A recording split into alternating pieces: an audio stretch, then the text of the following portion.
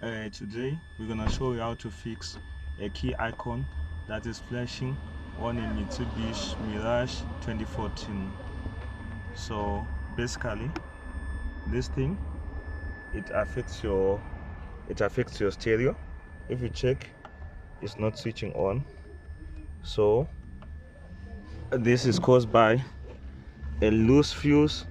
As you can see, this is a fuse for the stereo and that thing.